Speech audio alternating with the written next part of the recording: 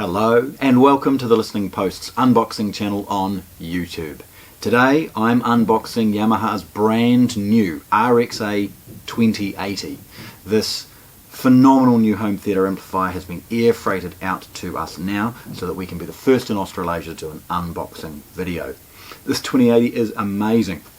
140 watts by 9 channels of amplification, full zone 2. It's awesome. So let's have a look. First, the boxes. Now, kind of as you expect nowadays, you end up with a lot of stuff in these boxes nowadays. Bluetooth, Wi-Fi, MusicCast, Spotify, Tidal, these are all of these things. So there's lots of logos on top of the box. With Yamaha's packaging, they've migrated away from their simple brown packaging into a white with black text. And on one end, as you can see, an awesome photograph of the product. Pretty boring on this end. It's got the model and serial number, scanning information associated with it. Yamaha, and being this big home theatre amp, it's got plastic strapping holding it all together. So let's start this process. Firstly, we'll cut and get rid of these straps. It's relatively straightforward. I guess even once it's in the shop, we've probably had enough of this. Opening boxes that are just factory taped are very straightforward. You'll see me be very careful typically, where I just nick it and then pull the rest, so letting it tear. It means you're not dragging the knife across what could potentially be the inside of the home theatre amp. Okay, so let's have a look. Okay, lots of accessories, lots of great packaging. So let's start first with Yamaha's Y-Power mic. This, along with the 4-position mic, works very, very well together. In fact, it's an excellent microphone setup, probably class leading, certainly in its price. Let's pause for a moment and I'm going to open this. Yamaha's 4-point mic setup is that next level. It's reserved for the much better home theatre amplifiers that they do. There's a 3-point sort of boomerang style sort of thing that sits on a tripod. It shows an angle as to where it's set it up, where to point to the front, and then there's a foot that goes in and gives you a 4th point for height and angles.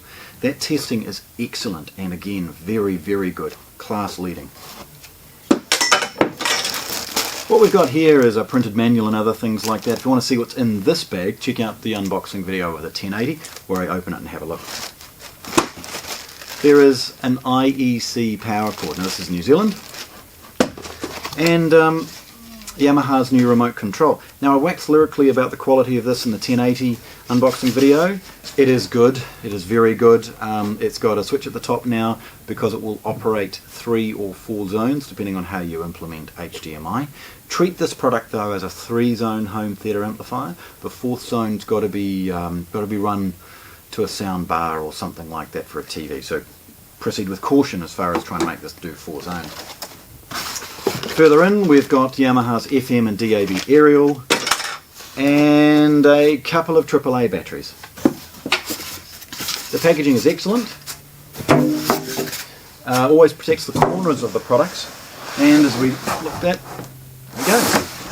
Now, the home theatre amplifier is heavy. Again, when it's 9 by 140 watts, it's certainly not going to be light. All of Yamaha's products are protected with this sort of bubble paper, and removing that's very straightforward with a simple nick.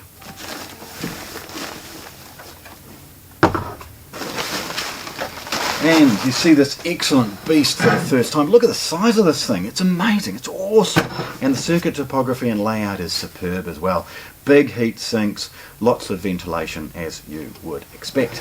Okay, looking at the front, the first thing is that the trapdoor, the oil dampened front panel, is actually sellotaped closed with this green tape. Removing that is very, very easy and it leaves it streak free. There's no evidence of the tape being there.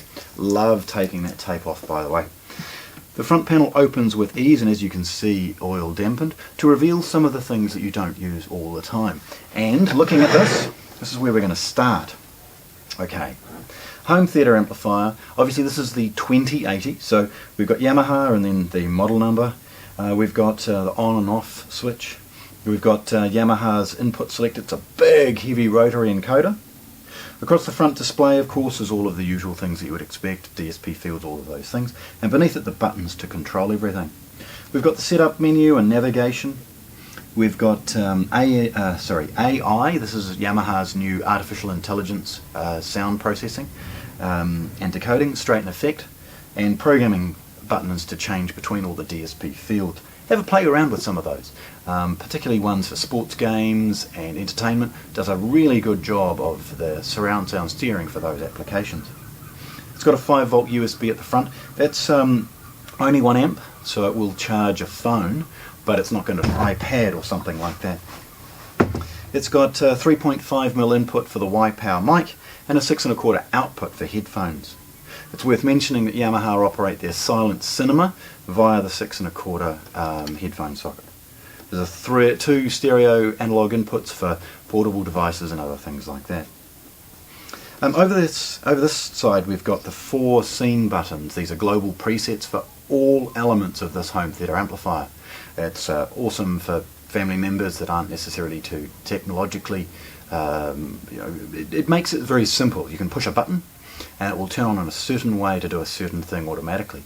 Or for those that want to use it to a more advanced way, you can use the scene to turn on and off a subwoofer, or set it up for 5, 6, 7.1 other applications. You've got the control of FM and DAB, and obviously the programming settings and tuning associated with it. Finally, the big volume control, and above it the pure direct button for stereo. Tipping it forward again, have a look at its depth and its ventilation. Spinning it around, you can see that this product is not small. And then we get to see the back. Now the home theatre amplifier now features 2 Wi-Fi aerials, obviously to improve its reception for Wi-Fi. Now that is designed to improve the basic functionality of MusicCast and other audio streaming, internet radio and all of those things. If you get the opportunity though, please put a network cable in. It's one of the best advice I can give you. If in doubt, run a network cable. Okay. Now, starting from the top, we've got 2 HDMI outputs. Now these are paralleled. If you're wishing to run a separate zone, it's actually now over this side by the network socket. It has 7 HDMI inputs and a dedicated phono input, analog input, aerial for DAB, coaxial and optical digital inputs. There are many analog inputs available and all of the pre-outs for home theatre. The component video ins and outs are there as well. Now, this is a 9-channel amplifier, so 1, 2, 3, 4, 5, 6, 7, 8, 9, with a spare set of outputs enabling you to allocate that permanently for zone 2 or zone 3.